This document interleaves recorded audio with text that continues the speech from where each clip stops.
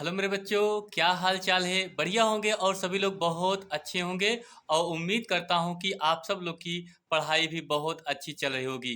तो बच्चों, मैं आप लोग के लिए एक और शानदार क्लास लेकर के आया हूँ। आज की क्लास में मैं आप लोग के लिए एक इम्पॉर्टेंट क्वेश्चन लेकर के आया हूँ जो हर साल बोर्ड परीक्षा में पूछा जाता हूँ। तो आज की क्लास में आप लोग को सिर्फ यही हम बताएंगे कि 1.5 गुणांक के क्या होता है। बच्चों, ये हर साल बोर्ड परीक्षा में पूछा जाता है। करीब करीब देखा जाए तो ये मतलब कि हर साल जितने भी पेपर सेट बनाए जाते हैं बच्चों, वहां से ये क्वेश्चन जरूर पूछा जाता है। अगर अब की बार बात करें, एग्जाम आपका जो 2025 होगा बच्चों, वहां से ये क्वेश्चन आपका बहुत ही इंपॉर्टेंट क्वेश्चन है। क्योंकि ये आप जानते हैं, पहला चैप्टर जो बिलियन है बच्चों, वहां से ये क्वेश्चन हर साल पूछता है। हम बात करेंगे, ये अगर आप क्वेश्चन पूरा तैयार कर लेते हैं तो 70 में 70 आपको मैं गारंटी के साथ कह रहा हूँ, आपको पूरा पूरा नंबर जरूर मिलेगा। बहुत छोटा छोटा सा एक टॉपिक बनता है जो 1.5 गुणांक के रूप में जाना जाता है।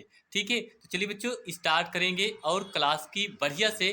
तो सभी छात्रों से मैं निवेदन करता हूँ, रिक्वेस्ट करता हूँ, प्लीज़ वीडियो को लाइक शेयर और सब्सक्राइब जरूर कीजिए। चलिए स्टार्ट करते हैं अपनी क्लास की। बच्चों, ये 1.5 गुणांक क्या होता है और इसकी आपसे एग्जाम में परिभाषा लिखने के लिए कहता है और इसके सूत्र भी। ठीक है, तो चलिए हम देखते हैं इसका मान क्या होता है। चलिए भैया देखते हैं। देखिए, हम सबसे पहले हेडिंग बनाएंगे 1.5 गुणांक। क्या हेडिंग बनाएंगे? 1.5 गुणांक। तो 1.5 गुणांक में लिखेंगे भैया क्या, ये जरा देखना है।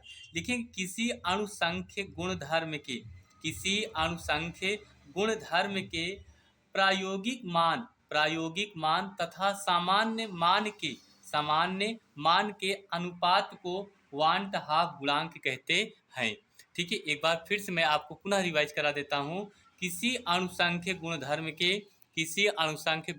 के प्रायोगिक मान तथा सामान्य मान के अनुपात को 1.5 गुणांक कहते हैं। इसे बच्चों किससे प्रदर्शित करते हैं? स्मॉल आई से प्रदर्शित करते हैं। इसे आई से प्रदर्शित करते हैं। अब देखा जाए, यहाँ से आपका जो सूत्र बनता है 1.5 गुणांक आई बराबर सूत्र क्या बन जाएगा? अणुसंख्य गुण का प्रायोगिक मान अपान अणुसंख्य गुण का सामान्य मान, ये आपका सूत्र होता है। ठीक है, यहाँ से अगर बच्चों देखे जाए, अणुसंख्य जो होता है गुणधर्म में नंबर 1 क्या लिखेंगे? वाष्प दाब में आपेक्षित अवनमन होता है। नंबर 2 क्वथनांक में उन्नयन। नंबर 3 हिमांक में अवनमन। नंबर 4 आपका होता है प्रासरण दाब होता है। ये 4 अणुसंख्य क्या है? गुणधर्म है।